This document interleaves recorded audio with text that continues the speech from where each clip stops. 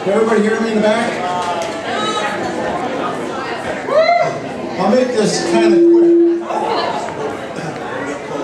as I'm not used to doing these kind of things, as I hope it's only one time. Anyhow, welcome everybody. For those of you that don't know me, my name is Dennis, and I'm the very proud and grateful father of the bride. On behalf of my wife Jan and Brian's parents, Linda and Steve, thank you all, friends and family, for being part of this very special celebration of Katie and Brian's wedding. Some of you even gave up opening day of deer hunting to attend. Thank you.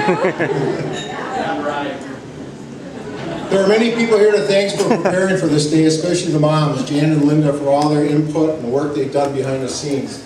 But it's really Katie and Brian who planned this day. It's just an extension of who they are, grassroots, hardworking, a very determined couple. I bet Katie thought I would never say this, but maybe a little too hardworking. A little bit about my daughter. Katie has shown who she really is, a kind and caring person who's always there for you whether you need her help or not. While in the middle of her college days at UW-Madison, still wavering what to do after her education and some of her wild college days, she made a very important decision. She was going to be a nurse. Determined, as always, she would finish up at UW and go on and get her nursing degree. I knew two things when she made this decision. One, it was a good fit because of who she was, someone who cares, wants to help, and can make a difference in someone's life. She would somehow find a way to get it done. It was the same determination after Katie met Brian that this pair grew into a loving couple. I could see in Katie that Brian was the guy. Brian was someone special, someone similar to her in her ethics, but still different enough to make a difference in her life and make it very fulfilling for her. When I first met Brian, I was very impressed. Easy to be with, very confident and comfortable with his surroundings. Just like Katie in that regard, but still a different individual and a gold nugget find for Katie. Brian, like Katie, gets things accomplished. A good trait is getting things done. But Brian usually does so in a relatively quick fashion. Whether it's his woodworking or his house projects, they get done. Maybe that's why he's only asks for my help on occasion, as I seem to make a long dentist project on it. I always felt it was a matter of time before this wedding day, and it usually takes forever for me to make a decision. But this decision was a no-brainer. I knew early on that Brian was the right fit for Katie. Brian, I'm glad you asked Katie to marry you, even if it took you a little longer than I thought it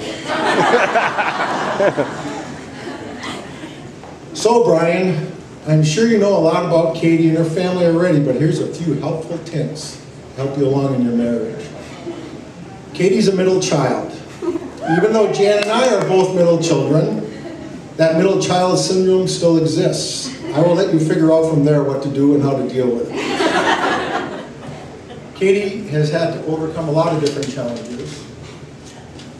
Her 5'0" never seemed to stop her or slow her down. She was still an all-conference athlete. As a youngster, she didn't talk much. Tricia did all the talking for her. Now, when she starts talking, she never shuts up. And I hope you can understand her rapid talking. Every now, it's a new word in her excuse me.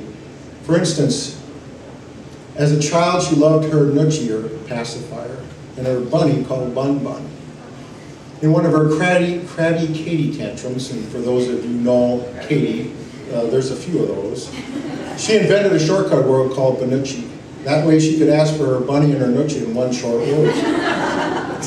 I had to learn a whole new vocabulary because of the way she talks with abbreviations. You know, all those medical terms and shortcut texts. I guess she could get more in a sentence that way. At picnics or when we eat snacks or whatever outside, Katie would not eat or just cry if there's the slightest wind or penny bad weather. Now, she goes to marathons in the mud and the rain. So she's overcome a lot of those different things. Good luck with that, Brian. Now, Brian, I would like to formally invite you to the family.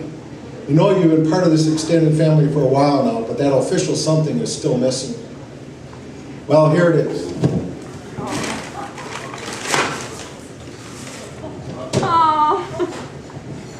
Yeah.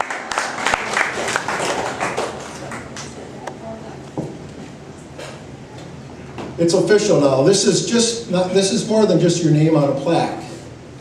You know, now you're on our family tree at the cabin. I made it myself, copying the handiwork of a family friend and Grandpa Imo, who made the original. It's been on my list of stuff started to do months ago, and I just finished it. I know you have gotten it done in a day or so, as fast as the paint can dry, and not make it another dentist project, but its meaning is forever. It's painted with enamel, so it'll last as long as your marriage to Katie. I now have 3 sons. Katie, Brian is now your special man. Don't ever forget that. And Brian, take care of my Katie, because I know you will. I'd like to propose a toast. Everybody raise their glasses. So here's a toast of Mr. and Mrs. Brian Hyland. Here's to the new husband, Brian. Here's to the new wife, Katie. May they be together forever, and may they live a long and prosperous life, blessed with a family and gifted with children just like them. Cheers. Cheers.